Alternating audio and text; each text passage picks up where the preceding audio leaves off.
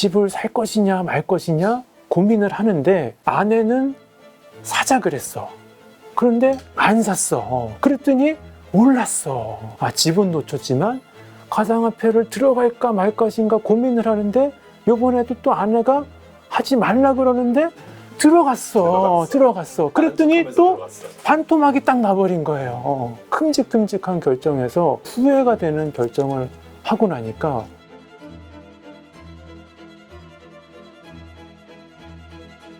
안녕하세요. 저는 정신건강의학과 의사고요. 자존감 수업, 또 사랑 수업이라고 하는 두 권의 책을 쓴 작가이기도 한 윤홍균이라고 합니다. 만나 뵙게 돼서 반갑습니다. 뭐가 잘 되고 있을 때 이런 질문을 하는 경우는 거의 없어요.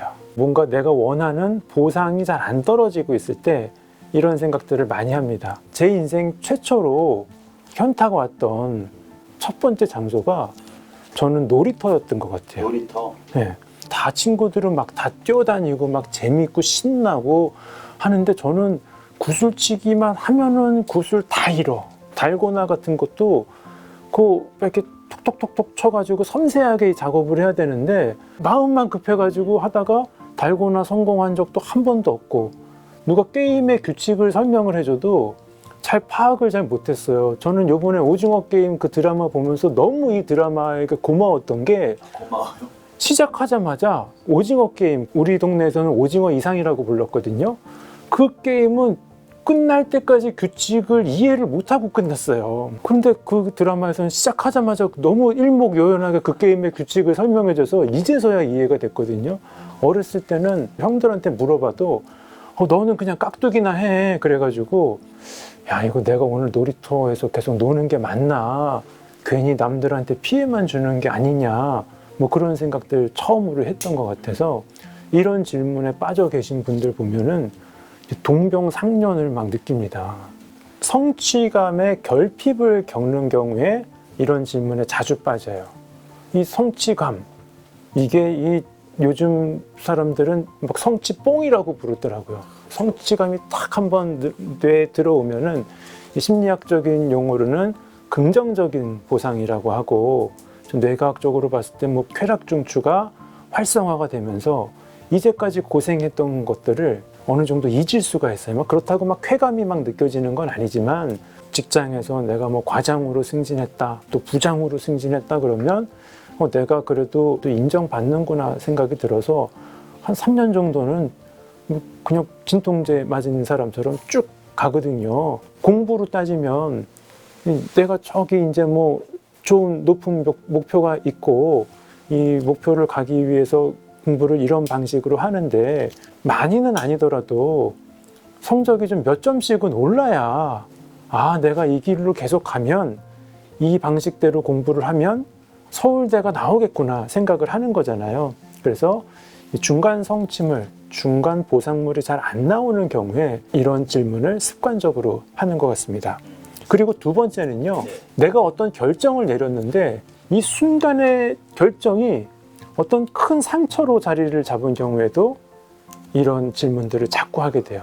결과론적으로 봤을 때 집값이 많이 올랐다 이게 되지만 사실 4, 5년 전만 하더라도 알 수 없다 분위기였었거든요.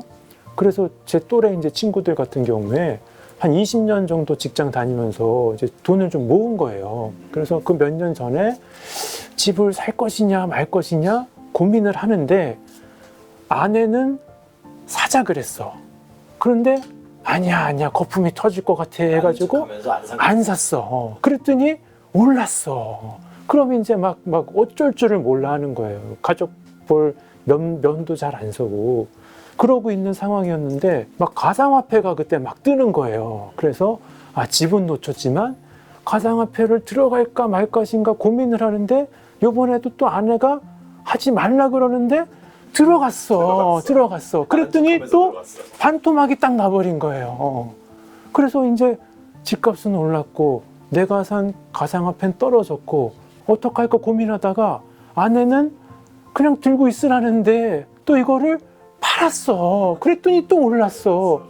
이 부동산과 가상화폐와 이런 큼직큼직한 결정에서 몇 번만 잘못된 아니면 후회가 되는 결정을 하고 나니까 이 친구들이 완전히 자기가 내리는 모든 결정에 의구심을 이제 갖게 되는 겁니다.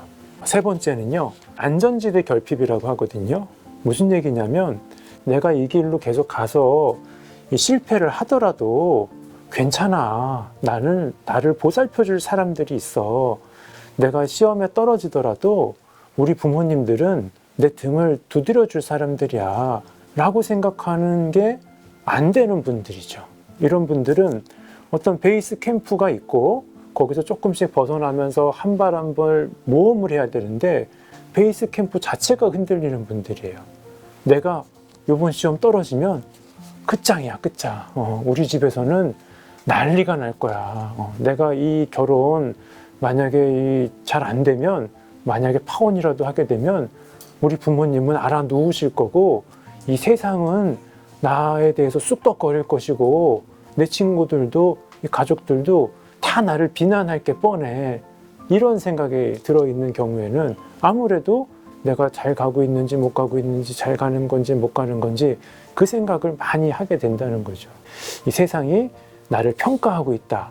눈치를 보고 불안부터 느끼는 것이 습관이 되는 경우가 많습니다. 그리고 마지막으로 제가 자주 하는 말이죠. 자존감이 낮은 경우. 나는 뭔가 부족하다. 나는 뭔가 모자라다. 내가 이 좋은 길로 가는 게 적합하지가 않다라고 자기 자신을 인식하시는 분들도 자꾸 자신이 믿지 못하고 자기를 신뢰하지 못하고 불신하다 보니까 이런 질문들을 많이 하십니다. 제일 안타까운 게 뭐냐면 이런 분들이 열심히는 하세요. 나의 머리를 못 믿으니까 나는 5번 외워서는 못 외우니까 10번을 외워야 돼. 회사 다닐 때도 나는 이 덤벙대는 스타일이니까 한 번 더 집중해서 원고를 봐야 돼 해서 제안서 같은 거 꼼꼼하게 쓰시는 분들 많거든요. 그런데 이런 분들이 만약에 취업을 하신다 그래도 꼭 최종 면접에서 자꾸 떨어지더라고요. 왜냐하면 이 최종 면접이라는 건 뭐냐면 이 좋은 기업에서 내가 이 회사에 들어올 만한 적합한 인재다라는 것을 면접관한테 설득을 시켜주는 작업이거든요. 그런데 본인 스스로가 나는 이렇게 좋은 회사에 적합한 인재가 아니에요 라고 생각을 하다 보니까 이게 면접관을 설득시킬 수도 없고, 이 면접관 분들은 평생 그거를 연구하신 분들이거든요. 스스로에게 자기 확신이 있는지 없는지를 보신 분들이기 때문에 자꾸 이제 거기서 걸리게 되는 거죠. 사랑을 할 때도 마찬가지예요. 이게 내가 되게 괜찮은 사람이라서 내가 되게 매력을 느끼는 사람을 좋아해야 되는데 이런 분들은 저렇게 괜찮은 사람들하고 나는 어울리는 사람이 아니야 라고 생각하니까 자꾸 마음에 드는 사람하고 잘 될 것 같으면 피하고 마음에 안 드는 사람하고 자꾸 만나요. 그러니까 자꾸 이 불편한 연애를 하게 되거나 불행한 결혼으로 이어지는 경우도 많아서 이 낮은 자존감을 엔진 삼아서 살아온 분들이 뭔가 잘 안 됐을 거야 라고 생각하면서 이런 질문을 많이 하시는 것 같아요. 장점은 있어요. 뭐냐면 이런 분들이 상당히 열심히 삽니다. 자기 자신을 자꾸 체크하고 좀 다그치는 분들이거든요. 그래서 성공하신 분들 중에도 꽤 많아요. 명문 고등학교, 명문 대학교 나오신 분들, 또 자수성가하신 분들, 성공하신 분들도 많습니다. 아까 말씀드린 낮은 자존감을 연료 삼아서 살아오신다고 했잖아요. 그러니까 막 불안한 거예요. 나는 요만큼만 해서는 안 될 것 같아서 불안하고 되게 근면성실의 아이콘이기도 합니다. 그래서 이런 점들은 배울 필요도 있고 무조건 나쁜 거라고 볼 수는 없습니다. 그래서 학생 때는 못 외웠을까 봐 한 번 더 외우고 회사에서도 실수할까 봐 전날 밤까지 막 체크리스트를 다시 수정해가면서 완벽주의적인 전략을 세우시는 거죠. 이렇게 방향을 제대로 설정하고 또 원인도 분석하고 자기 자신을 막 채찍질하는 그 생존 전략으로 이때까지 살아오신 겁니다. 그런데 이 1월 달부터 10월 달까지는 또 그렇게 열심히 살다가도 먼 길을 가기 위해서는 11월, 12월은 조금 지칠 법도 하다. 이때 지치는 생각이 들고 현타가 오는 과정은 요건 어느 정도 이해를 좀 해줘야 된다는 겁니다. 나 스스로도. 그렇죠. 그래서 나쁜 거라고만 생각하면 오히려 다루기가 어렵고 옛날에는 뭐 이런 상황을 뭐 끈기가 부족하다, 인내가 부족하다, 번아웃이 왔다, 열심히 일한 당신 떠나라 해가지고 욜로도 한참 이렇게 유행했었잖아요. 명칭만 달라졌을 뿐이지 한 이맘때쯤 되면은 누구나 겪는 그런 사이클이라는 거죠. 그런데 세상을 잘 싸워 나가려면은 칼하고 방패가 다 필요하잖아요. 너무 이제 칼만 휘두르다가 지쳐버린 게 아니냐, 그 칼에 나도 좀 다쳐버린 게 아니냐, 그런 차원에서 바라봐야 되는 거지. 내가 왜 이렇게 사는 게 괜찮은 걸까 고민하는 게 무조건 또 나쁜 거라고 볼 수는 없습니다. 또 이런 분들을 위한 또 네. 조언이 좀 있을 것 같은데. 일단은 우리가 상식적으로 알기에 어떤 말이 있는데 그 말을 뛰게 하려면 뭐가 필요하죠? 당근? 그렇죠. 그렇죠. 채찍도 필요하죠. 채찍 치면은 뭐 바로 뛰죠. 채찍도 좋은 수단이지만 당근도 필요하다는 거죠. 그럼 당근이라는 게 뭐냐? 가장 원초적인 당근은 뭐겠어요? 먹는 거죠. 자기 자신한테 그래도 한 달에 한 번 내지는 1년에 한 번 정도는 고급 음식. 고급 음식은 또 뭐냐? 간단하게 말해서 비싼 음식이에요. 비싼 음식. 적어도 한 3만 원에서 5만 원치 한 끼에. 이 잘 들으셔야 됩니다, 여러분. 5만 원치를 먹으라는 게 아니에요. 5만 원치가 아니라 5만 원짜리 음식이에요. 막 순대와 떡볶이를 5만 원치를 먹으라는 얘기가 아닙니다. 그래서 현재 물가로 봤을 때 한 5만 원치 정도의 음식은 이 연말에 나 잘했다고 당근으로 좀 줄 필요는 있다. 그리고 정서적으로는 자기 스스로에게 어느 정도 좀 너그러워져야 할 필요가 있습니다. 자기 스스로한테도 위로를 좀 건네고 자기 스스로에게도 공감을 좀 해줘야 된다. 이 결국은 자기 자신을 사랑해야 된다는 말인데 이게 되려면 먼저 자기 자신하고 좀 친해져야 됩니다. 우리가 친해지려면 좀 긍정적으로 봐야 되고 현타가 올 때도 내가 그래도 좀 열심히 했으니까 현타가 오는 거지. 아니면 11월, 12월에는 현타의 계절이라고 하더라. 이때 현타 오는 것은 자연스러운 일이다.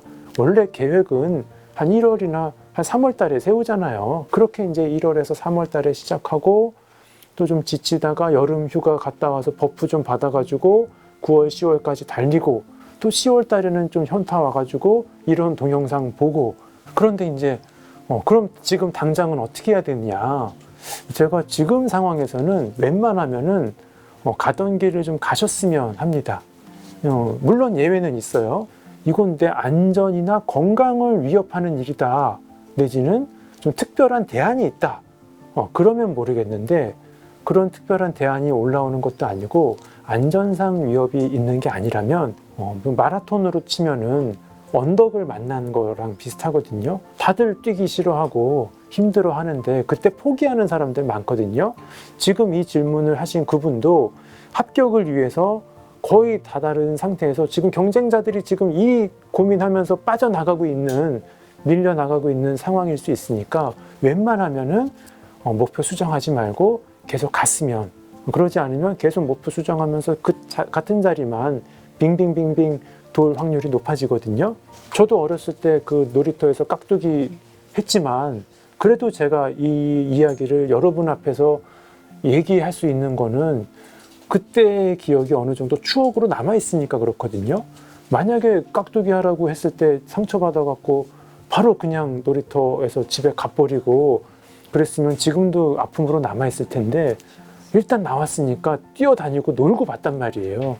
그래서 저에게도 좀 좋은 기억으로 남아있듯이 안전상 문제만 아니라면 가던 길 가는 게 여러모로 유리하다. 그러면은 도대체 그런 질문을 언제 하느냐? 내가 목표를 세우고 체크를 하는 것은 12월 말에 12월 한 30일, 12월 27일 뭐 이때쯤에 내년은 어떻게 살아야겠다 이렇게 생각을 하고 또 3월 달에 꽃 구경하면서 좀 편안한 마음으로 자연이 막 이렇게 소생하고 주변의 친구들도 무언가 막 으쌰으쌰 하는 분위기고 그때 이제 이 시류에 맞춰서 같이 그 고민을 하거든요. 11월, 12월은 내가 이게 잘 살고 있는가 의문이 들더라도 하던 대로 하면서 또 친구들이 모이자 그러면 또 모이고 방역수칙 지키면서 또 이제 이벤트 같은 거 참여도 하고 그러면서 한 해를 잘 마무리하는 그런 시즌이 됐으면 좋겠습니다. 세바시 인생질문 100 프로젝트는 그동안 저희가 만들었던 1300개의 세바시 강연 컨텐츠 중에 100개를 선정했습니다. 그 100개가 다시 질문이 됐고요. 그 질문에 각각의 3개의 질문씩 총 300개의 질문이 달려있는 겁니다. 그 질문에 여러분만의 답을 써주십시오.